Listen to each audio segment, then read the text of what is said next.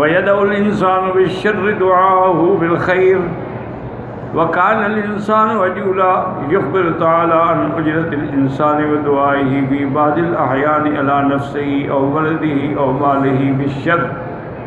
اللہ خبر دیتے ہیں کہ انسان کبھی جلد بازی میں اپنے آپ پر بھی، اپنی اولاد پر بھی، اپنے مال پر بھی نعوذ باللہ ہلاکت کی دعا کرتا ہے۔ یہ نہیں کہ اس کی جلد بازی ہے۔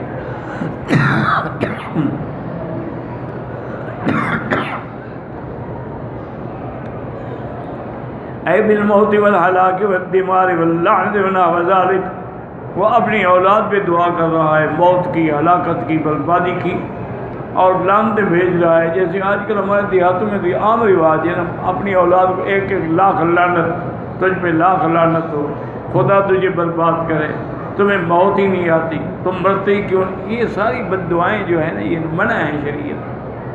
انسان جب بھی دعا کرے تو اچھی دعا کرے، اپنی زبان سے بری بات نہ نکالے۔ کبھی ایسا ہوتا ہے کہ گھڑی ہوتی ہے منظوری کی، جو منہ سے نکلتا ہے وہ ہو جاتا ہے۔ فَلَوْ اسْتَجَابَ لَهُ رَبُّهُ لَحَلَكَ بِدُعَائِهِ، یہ تو اللہ کی مہربانی ہے، اگر اللہ اس کی ہر دعا کو قبول کر لے تو ہلاک ہو جائے۔ كما قال تعالی لا حول ولا قوت، بس دعا کریں اللہ تبارک و تعالی اس عاجز کی تکلیفوں کو، بیماریوں کو دور فرما دیں۔ آج بھی میں صبح 7 بجے سے 10 بجے تک ہسپتال میں تھا، وہ نیبولائزیشن کر رہے تھے، یعنی سانس کے لیے، اور باقی تحلیلات بھی تھیں، لیکن ابھی تک اس سے بھی کوئی خاص فائدہ نہیں ہوا ہے۔ فائدہ تو تب ہوگا نا کہ جب اللہ تبارک و تعالیٰ اس میں نفع رکھیں گے اور شفا رکھیں گے۔ یہ تو صرف اسباب ہیں، حقیقتاً یعنی بالکل ہمت بھی نہیں ہوتی، لیکن پھر میں کوشش کرتا ہوں کہ یا اللہ مجھے حرم سے اور درس سے محروم نہ فرما، تیرے گھر کی برکت سے اور قرآن کی برکت سے کچھ دیر تیرے ذکر میں گزر جاتی ہے، تیری یاد میں گزر جاتی ہے۔ آدمی گھر بیٹھا رہے پھر تو کچھ نہیں پڑھ سکتا، زیادہ سے زیادہ کوئی کتاب اٹھا کے دیکھ لی۔